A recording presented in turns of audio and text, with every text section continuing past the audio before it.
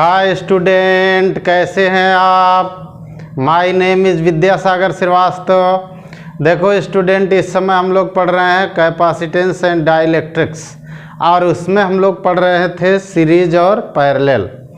कल हमने आपको सीरीज और पैरेलल के बारे में बताया था। आज हम आपको बताएंगे कि बैलेंस व्हीट स्टोन ब्रिज इसमें क्या होता है। ठीक है, तो बैलेंस व्हीट स्टोन ब्रिज वैसे तो सर्किट के रूल्स पर बेस्ड है, किरचॉफ्स लॉ पर बेस्ड है, पर हम यहाँ किरचॉफ्स लॉ का उल्लेख नहीं करेंगे। किरचॉफ्स लॉ के बारे में कोई बात इसमें हम नहीं करेंगे। आपको केवल हम balance wheat stone bridge capacitor का कैसे सॉल्व होता है उतना ही बताएंगे। ठीक है, और अगर आप किरचॉफ्स लॉ के बारे में जानना चाहते हैं तो उसका लिंक हमारे चैनल में ऊपर लगा हुआ है, आप उसको टच करेंगे और आपको किरचॉफ्स लॉ वहाँ पूरा मिल जाएगा, मेरा ही पढ़ाया हुआ मिलेगा। ठीक है, अब देखो स्टूडेंट, इस तरह का कोई कॉम्बिनेशन अगर है, जैसे ये बना हुआ है, देखिए ऐसा कोई कॉम्बिनेशन होगा जिसमें ये 5 रजिस्टर होंगे। ठीक है, तो ऐसे कॉम्बिनेशन को हम लोग व्हीट स्टोन कहते हैं। क्या कहते हैं? Wheat stone. अब इसमें एक चीज़ होता है स्टूडेंट कि अगर ये व्हीट स्टोन बैलेंस है तो उसमें कंडीशन क्या क्या होती है। तो पहली कंडीशन तो ये होती है, देखिए, कि potentials on B and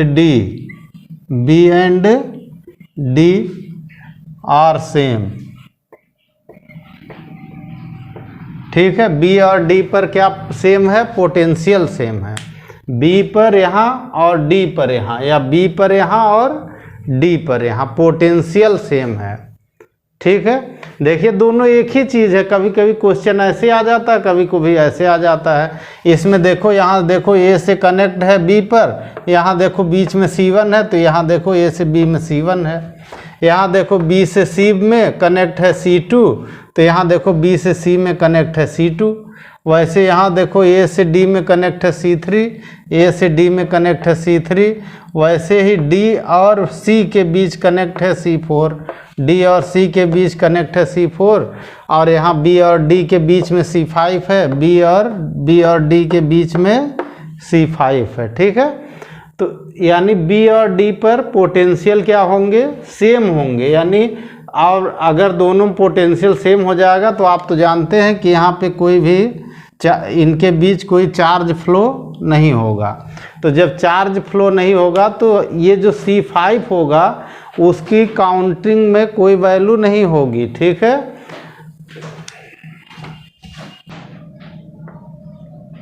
charge will not be flow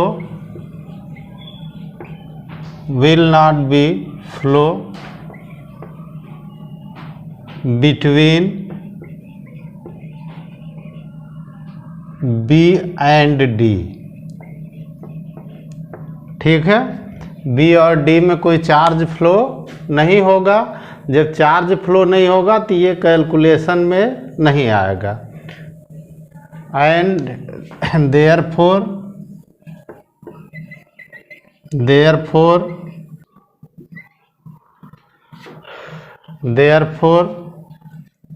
C5 will not be in calculation।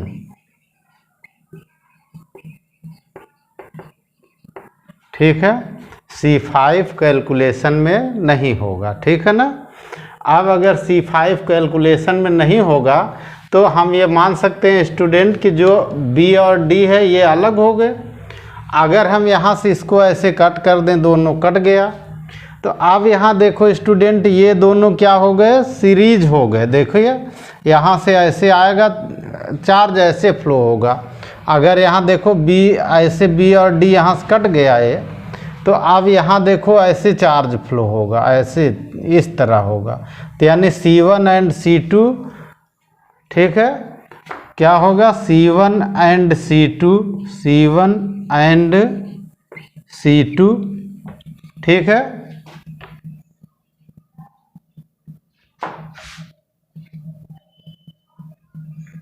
C1 and C2 are in series,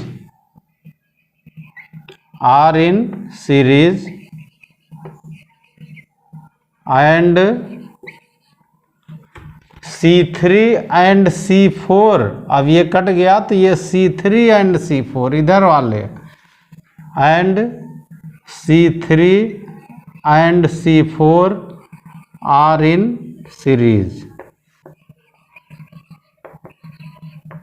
ठीक, इसमें क्या हो जाएगा कि C1 और C2 हमारे इधर से, ये दोनों C1 और C2 हमारे सीरीज में होंगे, और इधर से C3 और C4 होंगे सीरीज में। ठीक है, अब जब ये कटा है, देखो स्टूडेंट, ये यहाँ से कटा है, तो इसका मतलब ये दोनों पहले सीरीज हुए, ये दोनों सीरीज हुए, इनका कॉम्बिनेशन दोनों का पैरेलल होगा। ठीक है,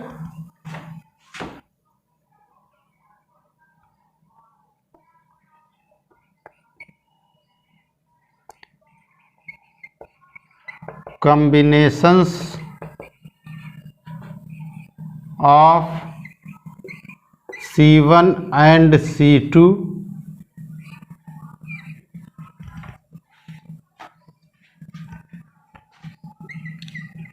are parallel with combinations of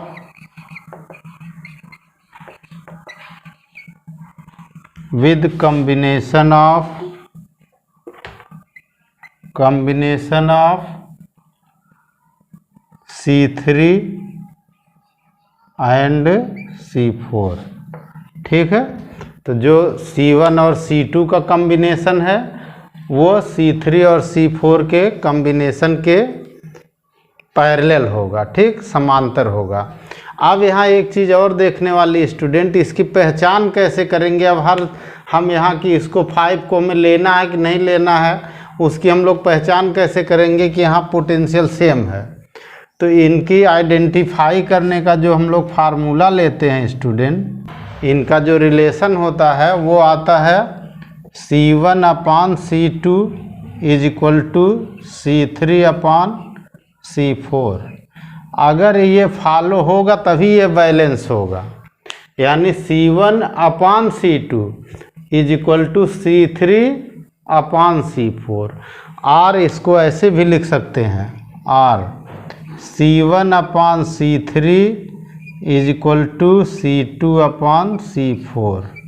अगर ऐसा है, दो ये कंडीशन होगी तभी ये बैलेंस व्हीटस्टोन ब्रिज होगा। ठीक है, तो यहाँ पे जो रिलेशंस इनमें हो रहे हैं कैपेसिटर्स के बीच, वो C1/C2 = C3/C4 या C1/C3 = C2/C4 होंगे। अगर ऐसा है तो ये बैलेंस व्हीटस्टोन ब्रिज होगा। उस कंडीशन में C1-C2 सीरीज होंगे, C3-C4 सीरीज होंगे, और फिर दोनों पैरेलल हो जाएंगे। ठीक है, अब देखो स्टूडेंट, यहाँ पे हम लोग एक एग्जांपल देखेंगे बैलेंस व्हीटस्टोन का। ठीक है, और इसमें क्वेश्चन में दिया हुआ ये 3 μF है, 6 μF, इधर 3 μF, 6 μF, यहाँ पर 8 μF दिया, यहाँ पॉइंट A और पॉइंट B दिया हुआ है। अब हम उसको ऐसे फार्म कर सकते हैं स्टूडेंट, तो इधर A है और इस साइड में हमारा B है।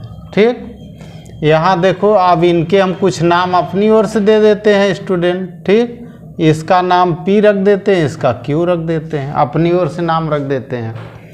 अब यहाँ देखो, इस पॉइंट पर P होगा, ठीक, और इस पॉइंट पर Q हो जाएगा। यहाँ देखो कितना दिया हुआ है स्टूडेंट, तो A से P में हमारा 3 μF है, तो ये हमारा 3 μF हो गया।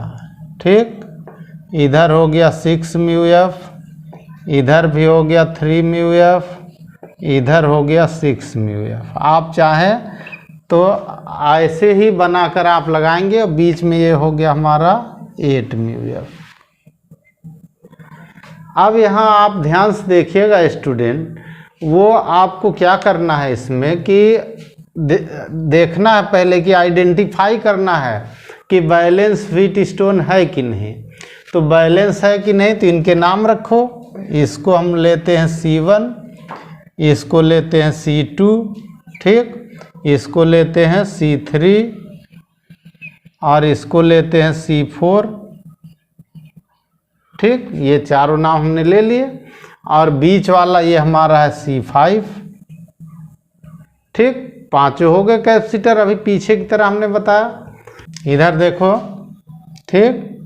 यहाँ पे C1 और C2 का रेशियो हम लोग देखें तो C1/C2 कितना आ रहा है स्टूडेंट? 3/6, 1/2 आ गया। 3 2 जा 6 होता है, ठीक है। वो अब C3/C4 निकालिए। C3/C4 ये भी आ गया 3/6, ये भी 1/2 आ गया। ये हम आपको बताने के लिए कर रहे हैं, आप न्यूमेरिकल में इसको केवल ओरली जानेंगे कि ये बैलेंस व्हीटस्टोन ब्रिज है। अब यहाँ आप लिखेंगे since C1/C2 is equal to C3/C4, ठीक है। Therefore this is balance Wheatstone bridge.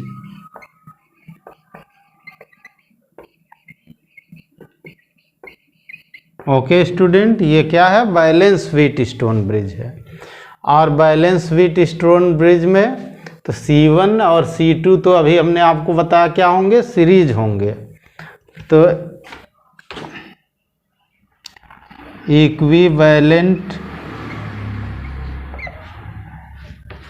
Equivalent capacitance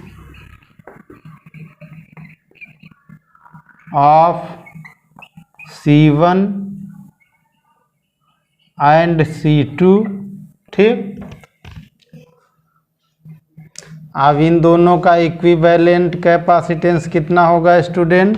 तो इसको हम लोग लेंगे C1 dash is equal to, series में फार्मूला C1C2/C1 प्लस C2 लगाते हैं, ठीक है। वैल्यू रख के निकाल लो स्टूडेंट। 3 × 6/3 प्लस 6 और ये हो गया 18/9, यानी C1 हमारा आ गया C1 डैश, ये आ गया 9 2 जा 2 μF आ गया, ठीक। ऐसे ही C3 और C4 हमारे क्या होंगे? इक्विवेलेंट कैपेसिटेंस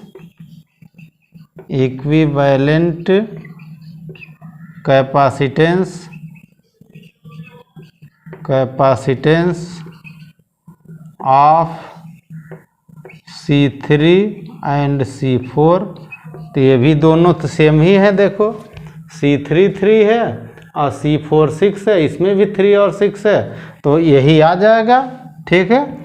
तो इसको हम लोग C3 डैश लिख देते हैं या इसी तरह वैल्यू रख देते हैं स्टूडेंट। 3 × 6, 3 + 6 और ये आ गया 18/9, यानी 18/9 हो गया और यानी ये आ गया 2 μF आ गया, ये भी ठीक है।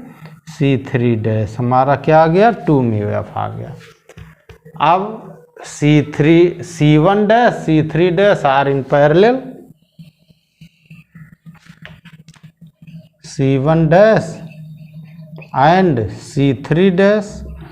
अब देखिए यहाँ से यहाँ तक हो गया C1 डैश, यहाँ से यहाँ तक हो गया C3 डैश, ये दोनों पैरेलल हो गए क्योंकि बीच वाला तो इसमें कुछ है ही नहीं, C5 में कोई चार्ज नहीं होता है, ठीक है। तो C5 हमारा नेगलेक्ट हो जाता है, ठीक है। C1 and C3 are in parallel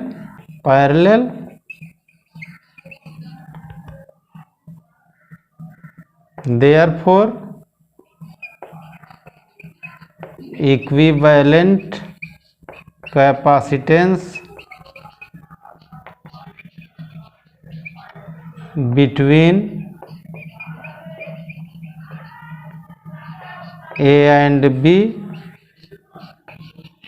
और इक्विवेलेंट कैपेसिटेंस C हो जाएगा is equal to C1 dash plus C3 dash, क्योंकि ये दोनों पैरेलल हैं, पैरेलल में ऐड हो जाएगा।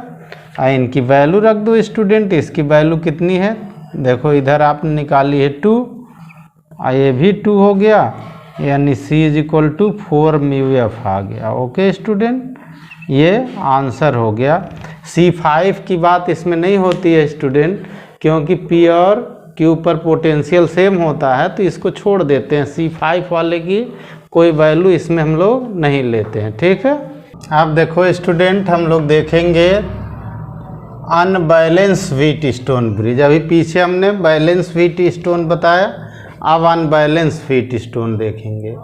अब इसमें देखो स्टूडेंट, अनबैलेंस में क्या होता है, इसकी जो कंडीशन पहली होती है वो होती है C1/C2, ये इक्वल टू नहीं होगा C3/C4, तभी ये अनबैलेंस माना जाएगा, ठीक है।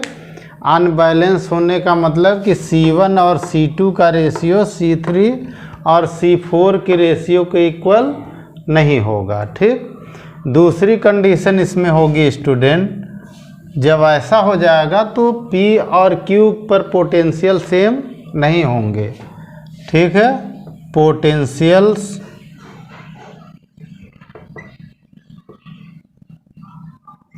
On point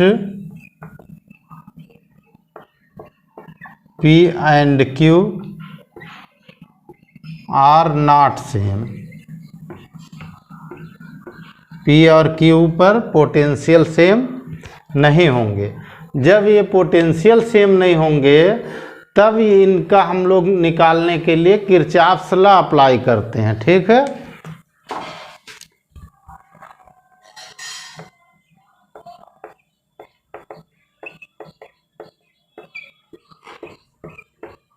Kirchhoff's mesh law, ठीक, will be apply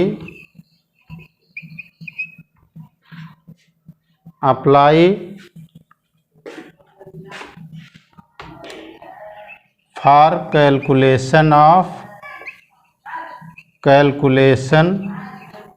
of equivalent capacitance. Equivalent capacitance between A and B, ठीक है। इसमें हम लोग क्या यूज करेंगे, किरचॉफ्स मेश लॉ यूज करेंगे। और किरचॉफ्स मेश लॉ जो किरचॉफ सेकेंड लॉ भी होता है, हम लोग इसका इसमें अप्लाई कर देंगे, ठीक है। अब इसको अप्लाई करने के लिए स्टूडेंट ऊपर किरचॉफ्स मेश लॉ का वीडियो लगा हुआ है लिंक, आप उससे पहले किरचॉफ्स मेश लॉ एक बार पढ़ लीजिए, ठीक है। फिर हम लोग इसको यहाँ पे समझेंगे और इसका एक एग्जाम्पल देकर अभी हम आपको समझा रहे हैं, ठीक है। आप उधर से किरचॉफ्स लॉ स्टडी कर लीजिए, ठीक है। अब देखो स्टूडेंट, एक हम लोग 2018 का एग्जाम्पल देखेंगे जो पेपर में आया हुआ था बोर्ड के, और वो है अनबैलेंस व्हीट स्टोन ब्रिज का है। यहाँ देखो स्टूडेंट, इसको सॉल्व करने के लिए हमने बताया अभी किरचॉफ्स लॉ अप्लाई करेंगे। तो ये तो व्हीट स्टोन है, इसको ऐसे हम लोग बना सकते हैं, और यहाँ वाला हमारा आ जाता है, ये हमारा 1 म्यू एफ है, ठीक। इधर हमारा 2 म्यू एफ है, ठीक। इधर हमारा 2 म्यू एफ है, ठीक। इधर हमारा 1 म्यू एफ है, बीच वाला भी हमारा 1 म्यू एफ है, ठीक। ये भी हमारा 1 म्यू एफ है। अब देखो स्टूडेंट, हम लोग क्या करते हैं, किरचॉफ्स लॉ को इसको अप्लाई करने के लिए हम लोग यहाँ चार्ज ले आते हैं, एक चार्ज कोई Q ऐसे इंटर कराते हैं, ठीक। अब ये चार्ज जब इंटर करेगा स्टूडेंट, तो यहाँ से ये चार्ज इंटर करते ही 2 पार्ट में डिवाइड होगा, ठीक। अगर हम लोग इस पार्ट में Q1 ले लें, सपोज कर लीजिए इस वाले में, इसमें Q1 ले लेंगे तो इधर आ जाएगा Q - Q1, ओके। अब देखो स्टूडेंट, इधर जितना चार्ज होगा इस पर 1 म्यू एफ पर, उतना ही चार्ज ये भी स्टोर करेगा, क्योंकि दोनों कैपेसिटी सेम है। तो ये भी जब उतना ही चार्ज स्टोर करेगा तो इधर चार्ज हो जाएगा Q1। ठीक, बात समझ आई।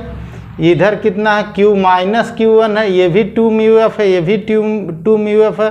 तो जितना ये स्टोर करेगा उतना ये भी स्टोर करेगा। तो इधर का चार्ज जो हो जाएगा हमारा Q माइनस Q1 हो जाएगा। ठीक, अब बीच वाला जो हमारा आया, यहाँ से जो Q1 आ रहा था इधर का कितना आ जाएगा, ऐसे इधर देखो निकालो, इसमें से क्या आएगा। अब यहाँ देखो स्टूडेंट, इधर से ये Q1 चार्ज आ रहा है, ठीक, और इधर आ रहा है Q माइनस Q1। तो इसमें से इसको माइनस कर दो, यहाँ निकल आएगा। तो माइनस करने पर कितना आ जाएगा, देखो Q1 minus Q minus Q1, ये ब्रैकेट माइनस करेंगे तो Q1 माइनस Q और प्लस Q1 होगा। तो Q1 2Q1 हो जाएगा। तो ये आ जाएगा 2Q1 माइनस Q।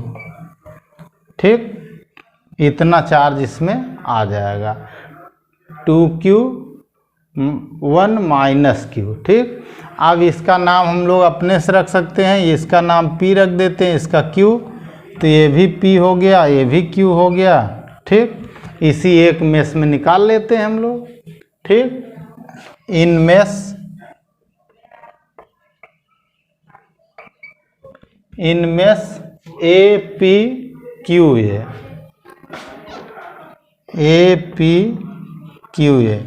कई जगह लोग इसको मेश नहीं लिखते हैं, पर जब किरचॉफ लॉ हम लोग अप्लाई कर रहे हैं तो मेश लिखने में कोई बुराई नहीं है। ठीक है, अब इधर का पोटेंशियल डिफरेंस यहाँ से यहाँ तक का कितना हुआ, Q अपान C होता है ना, तो Q1 अपान 1 हुआ, Q1 अपान 1 प्लस क्यों, यहाँ देखो एरो ऐसे लगाई हमने, यानी यहाँ का हुआ पोटेंशियल डिफरेंस प्लस यहाँ का पोटेंशियल डिफरेंस। तो यहाँ का पोटेंशियल डिफरेंस कितना होगा, 2Q1 minus Q, 2Q1 minus Q अपान, यहाँ भी कैपेसिटेंस 1 है, देखिए 1 है, तो अपान 1 इज इक्वल टू यहाँ से यहाँ तक का पोटेंशियल डिफरेंस, यहाँ से यहाँ तक का potential difference Q minus Q1 by 2, Q minus Q1 by 2। ठीक, अब दोनों में 2 से मल्टीप्लाई कर दो स्टूडेंट, तो ये हो जाएगा 2Q1 प्लस, ठीक, ये 2 2 जा 4Q1 minus 2Q is equal to, इधर 2 से 2 कैंसिल हो जाएगा जब 2 से मल्टीप्लाई करोगे, तो ये आ जाएगा Q माइनस Q1। 2 से हमने मल्टीप्लाई करके डायरेक्ट लिख दिया है। अब यहाँ देखो स्टूडेंट, 2 4 6 और 1 ये 7Q1, इधर आ जाएगा 7Q1 और ये 2Q इधर आ जाएगा और 1Q इधर आ जाएगा, 3Q आ जाएगा। Q1 की वैल्यू आ गई 3Q बाई 7। ध्यान दीजिएगा, Q1 हमारा निकल आया, तो Q1 निकल आया, यहाँ Q1 है। ठीक, अब देखो स्टूडेंट, यहाँ से यहाँ तक का पोटेंशियल डिफरेंस ले लो, चाहे इधर से इधर का पोटेंशियल डिफरेंस ले लो, वो पूरे के लिए सिस्टम का पोटेंशियल डिफरेंस होगा। ठीक, इफ इक्विवेलेंट कैपेसिटेंस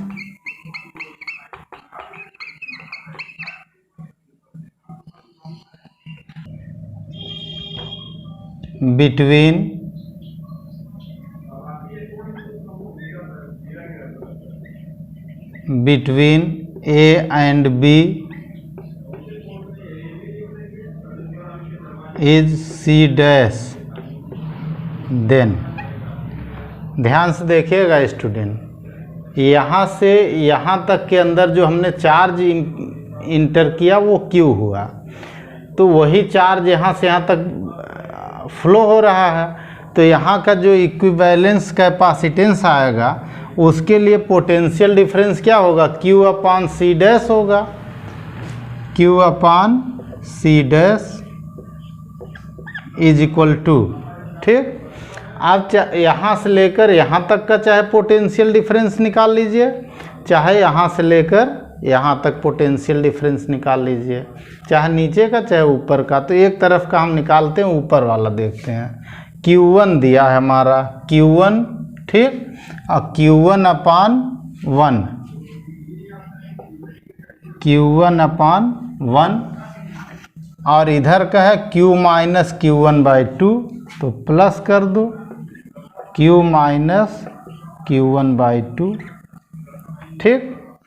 अब यहाँ ध्यान से देखो स्टूडेंट, Q1 की वैल्यू तुम्हें पता है 3Q अपान 7, यहाँ रख दो, तो Q upon C dash is equal to Q1 की वैल्यू आ गई 3Q/7 अपान 1 है, 1 का कोई मतलब नहीं रहा, प्लस Q माइनस Q1, तो Q माइनस 3Q/7 अपान 2 रहा, ठीक। यहाँ से क्या आया देखो, Q/C डैश चल रहा है यहाँ, Q/C dash is equal to, ये तो ऐसे ही रहेगा 3Q अपान 7, ठीक, प्लस यहाँ पे बदला एलसीएम कर दो, 7Q माइनस 3Q 4Q अपान 7 2 जा 14, तो 4Q आ गया ऊपर, 4Q अपान 2 इंटू 7, ये 2 से कैंसिल हो गया, 2Q आ गया, यानी हमारा यहाँ आ गया, ध्यान से देखिएगा student, Q upon C dash is equal to, ये आ गया 3Q अपान 7, 3Q अपान 7, प्लस 2 से इसको कैंसिल कर दिया तो 2Q अपान 7, 2Q अपान 7, ठीक। और ये ऐड होकर के कितना आ गया, 5Q अपान 7। अब देखो स्टूडेंट, Q इसमें भी है, Q इसमें भी, Q हटा दो, तो 1 upon C dash is equal to आ गया 1 अपान, Q हटा दिया हमने, Q इसमें भी है, Q इसमें कैंसिल कर दिया, तो ये आ गया 1 अपान C डैश, ये आ गया 5 अपान 7, 5 अपान 7, यहाँ से C डैश की वैल्यू आ गई 7/5, और यूनिट किसकी है, यूनिट तो जो इसमें है वही यूनिट इसमें होगी, यानी C डैश की वैल्यू आ जाएगी, इसको डिवाइड कर दो 5, 1.4 μF आ जाएगा, ठीक है स्टूडेंट। ये हमारा इक्विवेलेंट कैपेसिटेंस आ जाएगा A और B के बीच, और ये अनबैलेंस का ऐसे ही आप निकालेंगे, ठीक है। Okay student.